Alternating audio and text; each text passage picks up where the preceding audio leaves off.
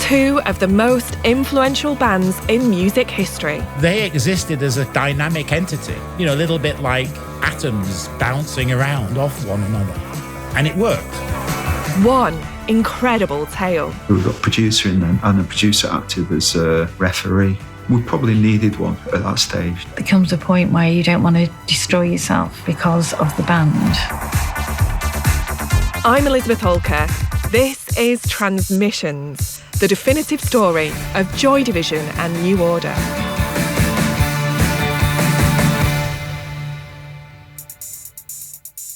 Coming up on episode 6, it's sun, sea and tranquility. I was reading an article about a recording studio in the hills in Ibiza, and I thought that it would be a good way for us to get away, just to be together, focus on each other if you like. As New Order decamped to the luscious setting of the Balearics to create a new record in peace. As everyone knows, one of the key ingredients to making a successful pop record is a swimming pool. What could possibly go wrong? Happy Mondays turned up, and then the ecstasy turned up. We all started just taking it easy, and obviously we wanted to go to the birthplace of I can't remember what year it was. What year was it? Then we discovered the clubs.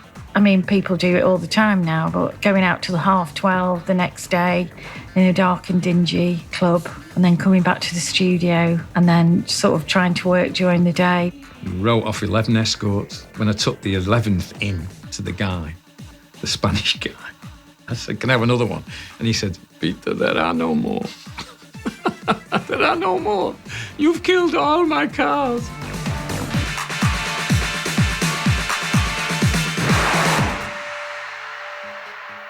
In any long-running band, there are highs and there are lows. Times where everything is ticking along happily, and times where the strain can be felt. There were periods, where you get on and you wouldn't get on.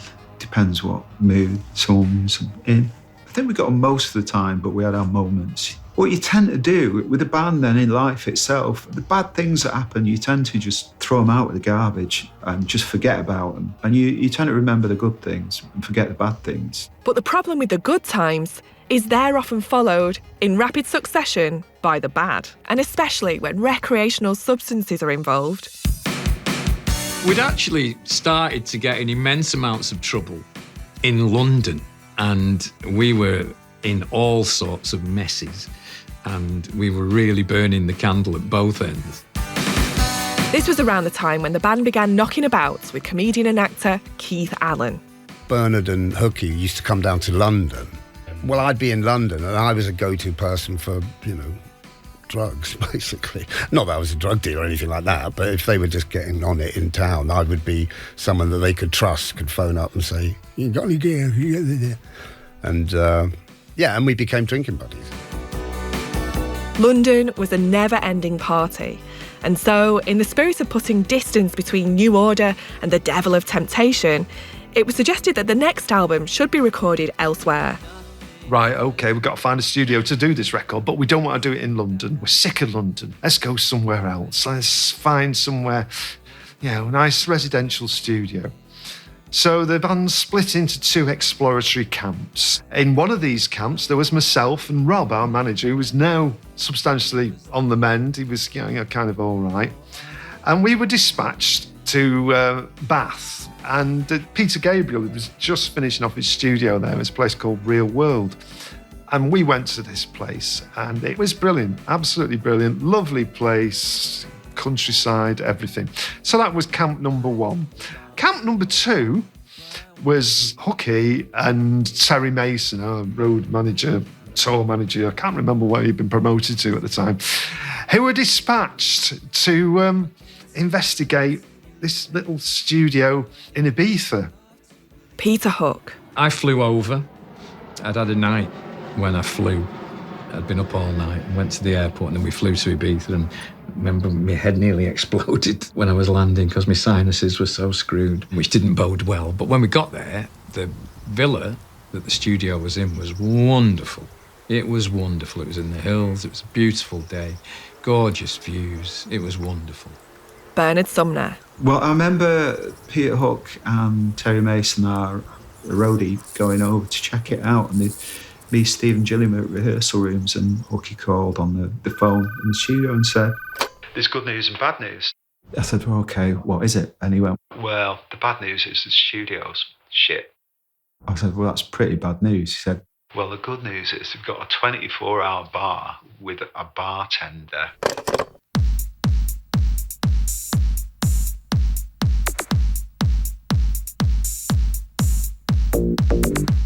And so the band found themselves with a tricky decision on their hands. And me and Rob was just like, "Hey, you fucking Peter Gabriel's studio. That's brilliant. It's got everything. It's got cottages. It's got all this MIDI gear. It's got fairlights. It's brilliant. It's just down the road."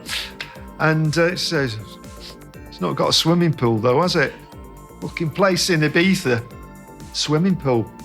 Right, okay, well, can't argue with that." And so we didn't even toss a coin. Decision made. The band enlisted their longtime engineer, Mike Johnson, to make sure that everything was in place for the recording. "Do you want to do the next record? We're going to Ibiza." "Yes, please." And so off they went, the whole motley crew of them, to blissful isolation. Gillian Gilbert. Turn up, there's not a proper road to the studio. It's just like a track with loads of rocks, no signposts or anything. There's a lot of bugs crawling everywhere, lizards, thick 70s shag pile carpets. But he did have a bar, which we discovered on the first night. and he had a bartender called Herman the German, but he wasn't German, he was Spanish, but his name rhymed with German. Herman would make you cocktails by the pool anytime you wanted, so yeah, hedonism won out yet again. And the barman couldn't speak English, but he knew ecstasis, and he had a bag of pills. He said, "Do you want any wine or, we'll have some rosé." 16 bottles of rosé later, that was on the first night. Stephen was trying to scratch on a record player. Meanwhile, the intrepid amongst them set out to discover the local scene. We got there the first night. We were starting in the morning. I said to Mike Johnson, I said, because we got a hire car, I said, "Come on, let's have a drive into San Antonio. I've heard it's wild." And when we just got to the outskirts of San Antonio, as we were driving down the road, it was pretty quiet because I think it was late May. There was a body in the road. This person, this bloke, lay full length in the middle of the road. And I said, "Is he dead?" And we just got out and he was just off his head. So we had to pick him up and move him to the side and get back in the car. And I said to Mike, I said, "Is that a good omen or a bad omen?" And as it turned out, it was a bad omen. Because within a matter of weeks, it was us that were laying in the middle of the road with people moving us out of the way. The plan for a focused few weeks recording was looking less and less likely by the sun-drenched day, and any notion of productivity was about to be blown to smithereens.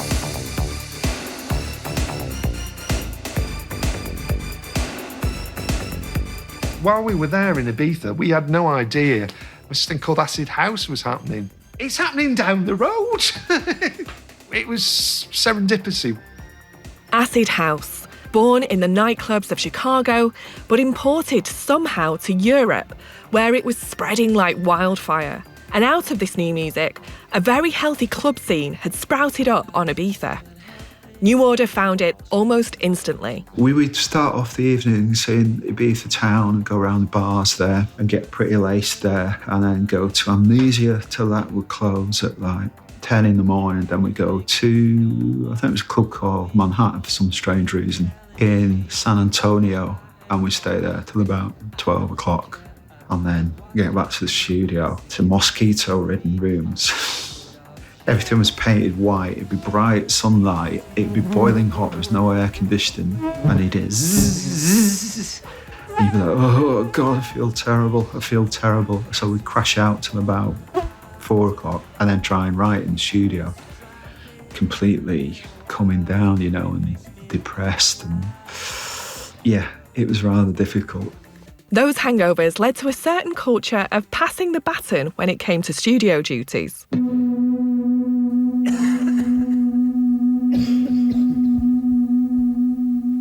You ended up at opposite ends, really, and everybody who wanted to sunbathe were out sunbathing, and then if you wanted to go to a club. So we never actually met many times in the recording studio. It was just like, oh, you get on with your bit. A lot of drumming got done, as you would imagine, because it's like every morning was, you done the drums on that one yet? I can't really do anything till you've done the drums. You just sort them out, and, you know, I'll be in town, and I'm going out tonight to Amnesia. Recording engineer Mike Johnson. I used to usually fall asleep if I went clubbing with New Order because I didn't do anything to keep me awake. So I'd be sat in a corner having worked all day and I'd nod off. Suffice to say, the band were quickly distracted from the task at hand by the glimmering nightlife of Ibiza. Mind you, those early days would soon look productive compared to what came next. It was a right mess. And then, as if it wasn't bad enough us being there and making a mess of it, we decided to invite the Happy Mondays.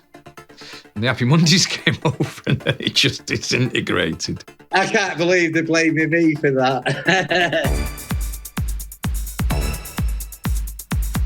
Enter famed maraca manipulator Bez. Because why not bring out factory label mates and notorious party hounds, the Happy Mondays? They were very happy when they got there. They decided to finance the trip by selling speed, because we'd told them about this clubbing, these nights and this ecstasy and all this lot. And wow, the vibe, amazing, which it was. And they decided to use the speed and nobody would buy it because they thought it was barbaric compared to ecstasy. Yeah, it went right downhill after that. We wrote off another 5 cars. Bez ended up turning a few over, breaking his arm. Bez's own recollections of this whole adventure are a little hazier. We obviously went out there because we was going to Ibiza and all the nightclubs, Pasture and all that at the time. I can't remember if it's the second or the third time I've been there. I just can't remember, you know what I mean? I got Bernie to hire me a car as well, which was pretty handy. He had my car in his name, and I'm sure I probably smashed it up as well. It's not all totally lost to the fog of time, though. One of the memories I do remember was coming home one night, driving home. I was having to go at 2 miles an hour because I'd Bernie with the passenger door open in the car, being sick all the way home. It took about 3 hours to get home because Bernie was like fucking that ill.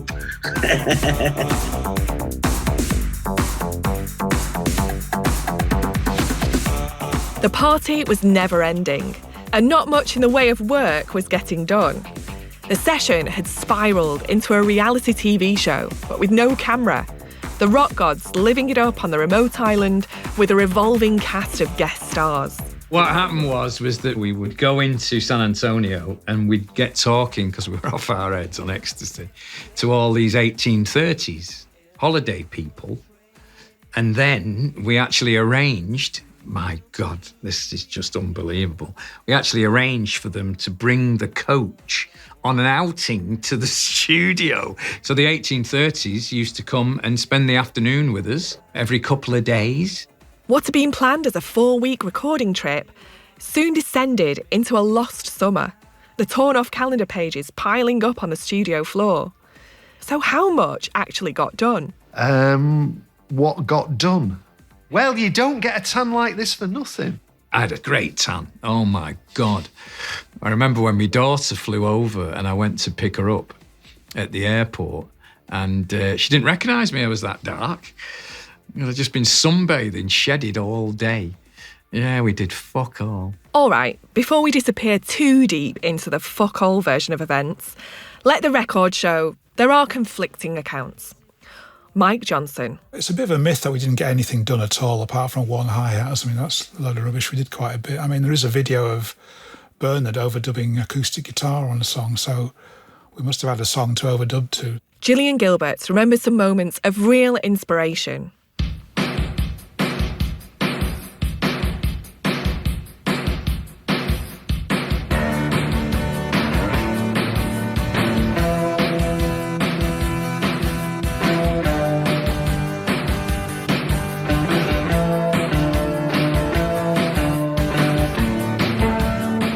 When we were in Ibiza, it was like, oh, Gillian, can you just come up with the intro to like Dream Attack? I can't think of anything to do, but I'm just going out. So He's like, yeah, I'll do that. And then on Dream Attack, we said, let's try and do like Hotel California, the Eagles, the ending where it goes on. And I'm like, yeah, that's a great idea. So I just went on and on.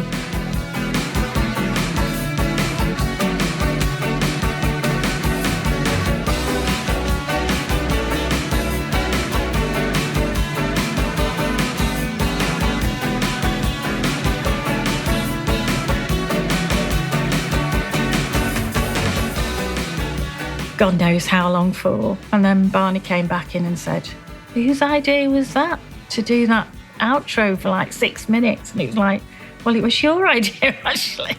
It's like, no, I don't think so. Stephen Morris managed to keep himself busy too. We got into Max. It's like our first Macintosh record. And I was like discovering the possibilities of sound editing on the computer, and like I could mess around with drums till the cows come home. It's brilliant. Oh, he's happy. So New Order wouldn't emerge from Ibiza completely empty-handed. Literally at the end of the 14 or whatever weeks it was, we came back with like one half track, which was Fine Time. Because Barney had been particularly inspired by A Night at Amnesia. And when we came in at 5 o'clock in the morning, he went and woke Mike Johnson up and programmed for like a whole day getting Fine Time together. I mean, we got Fine Time out of that experience. I remember just listening to all the records I was hearing there, rather than listening to individual pieces of music, because some of it wasn't great, what they were playing, but there was a kind of frantic vibe. If you took the whole music of the evening and put it in a pot, the collective vibe of it would have been frantic. So I wrote Fine Time with this frantic vibe in mind, so I'm programmed really frantic beat, really frantic bass line.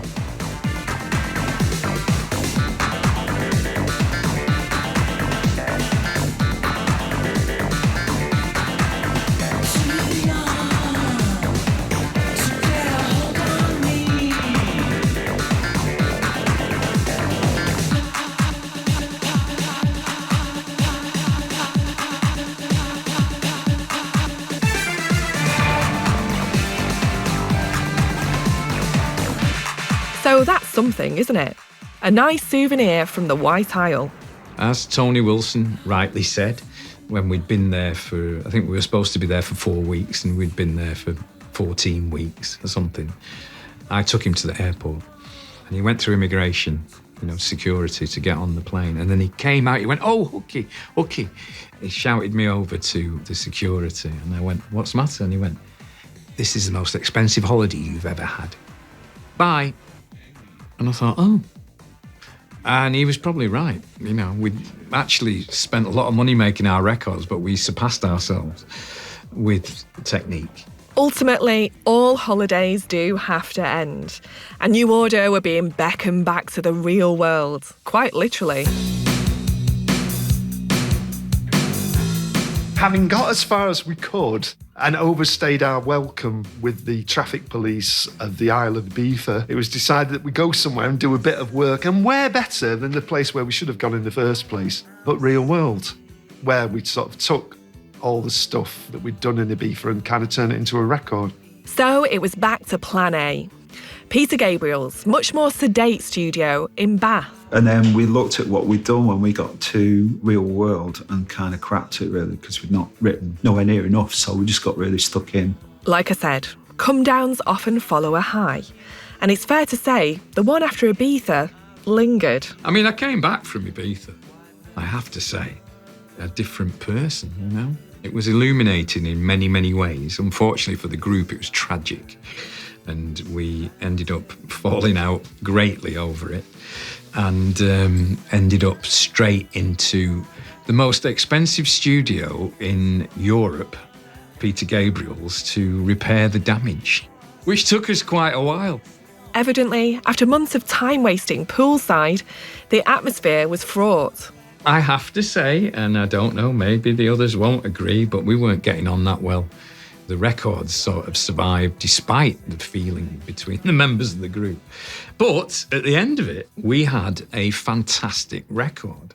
And of course, there is a reading that says you never would have gotten a record that sounds like Technique if you'd gone straight to Bath. It would probably have a little bit of a folk jazz air about it.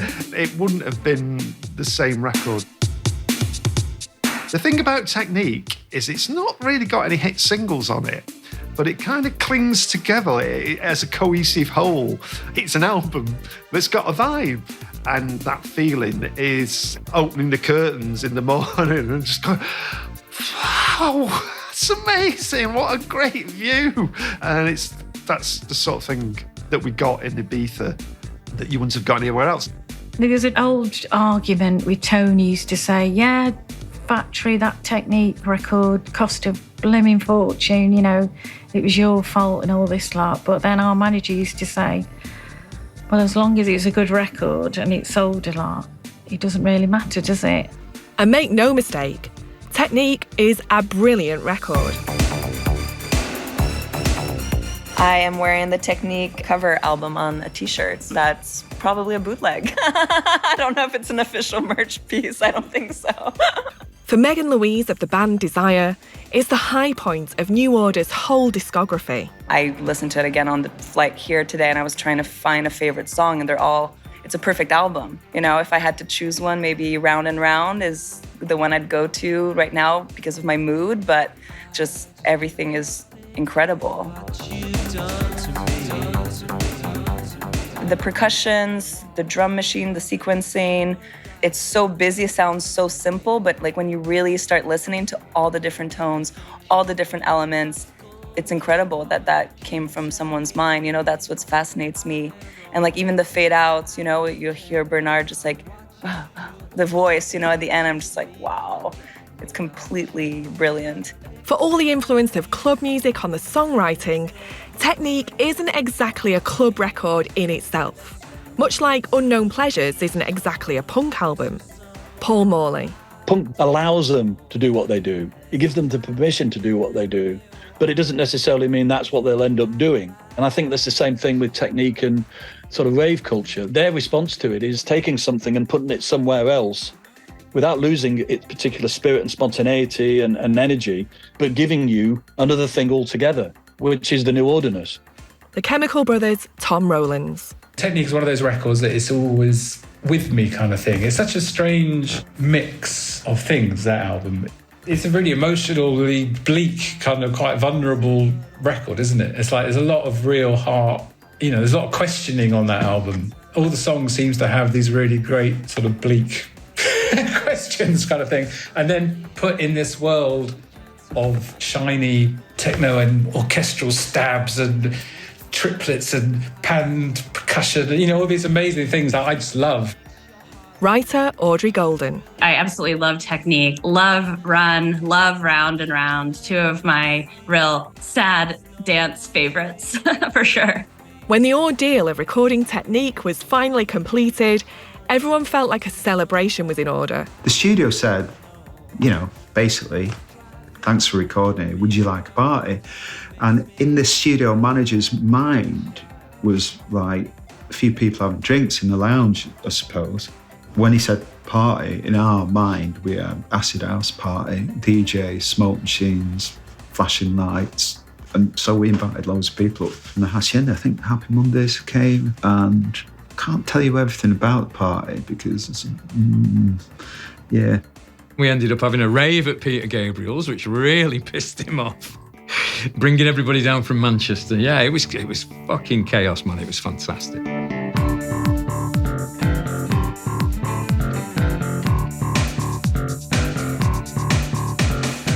All I can say is it was a very wild party, and I'm trying to think of a detail that I can tell you, but I can't really.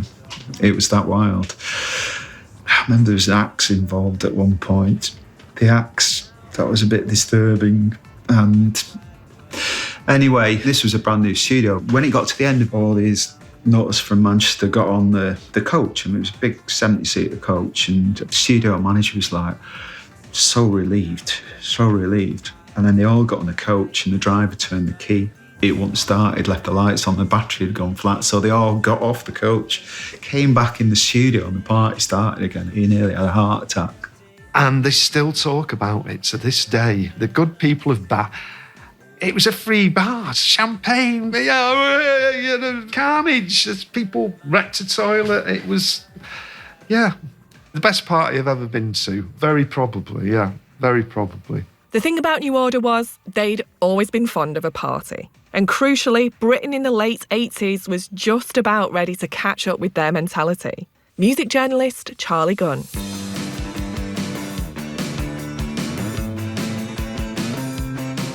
My stepdad said he didn't know how to dance until he heard New Order, and then he used to just actually have to figure it out in the room when he's listening to this music, just sort of throwing himself kind of against other people. Like, is this dancing? I'm not quite sure, but I'm going to give it a good go anyway. Novelist Andrew O'Hagan. Working class guys in the North did not dance. You know, if they danced, they kind of pogoed.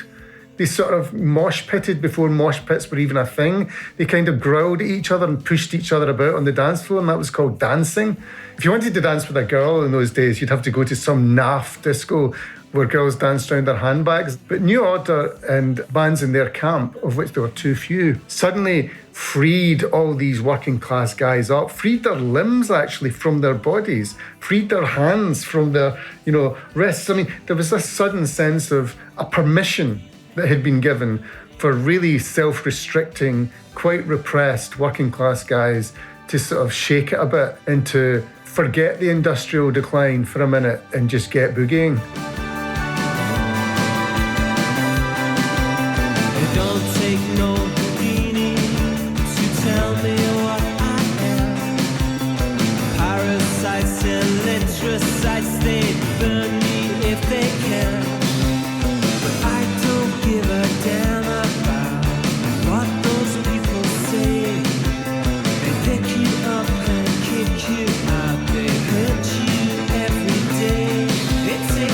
New Order had been born at the start of the decade. They'd endured all the bleakness of Thatcher's Britain and had resolutely pursued something celebratory. They were such an important band because for people at that time, there was just, young people particularly, there was just very little to feel optimistic about. It was really dark times in Britain. The effects of Thatcher's government by the mid-80s were just really being felt in such a huge way. Communities had been destroyed. There was mass unemployment. But New Order were a band that gave people who had never really danced before a reason to get together and kind of celebrate and have a good time. Factory Records resident designer Peter Saville had been noticing a cultural shift brewing all around him at this time. Everywhere he looked, there was excess.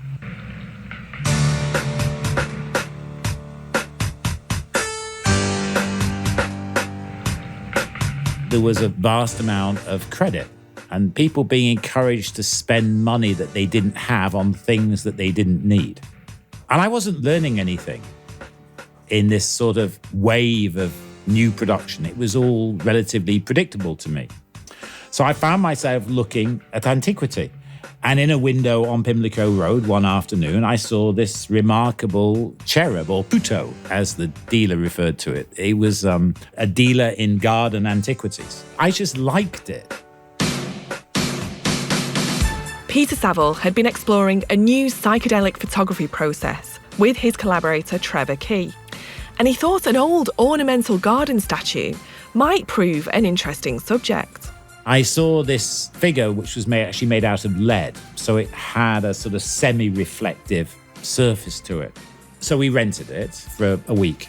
It was very expensive. I think it was £5,000. And we photographed it in every possible way we could photograph it, and then put it through a new complex series of lighting. And it was fun.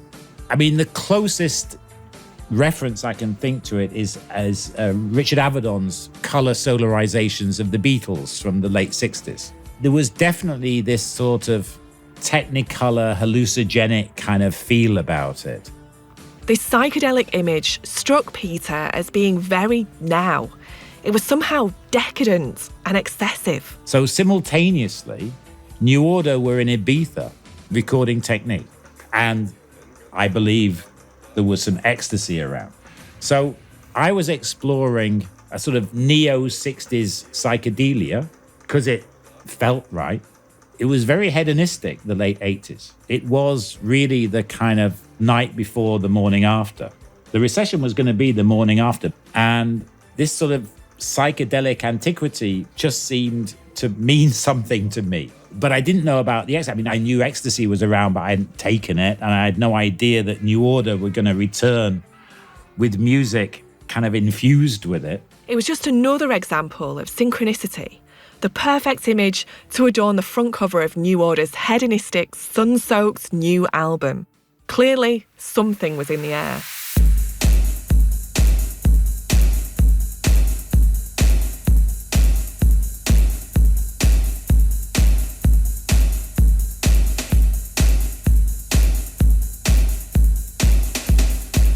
When Technique was released in January of 1989, it arrived slap bang in the middle of the 2-year period known as the UK's second summer of love. An explosion of techno and acid house and ecstasy that took the country by storm and turned music culture on its head. At the centre of it all, the hacienda, set to finally fulfil its prophetic potential after floundering for years. Coming back from Ibiza, oh my God, what we'd left in Ibiza was in Manchester. It was, wow. They were great times. It was bonkers, absolutely bonkers. Next time on Transmissions, Vindication. We were right there as it transformed. Before you know it, it really transformed faster than you can imagine.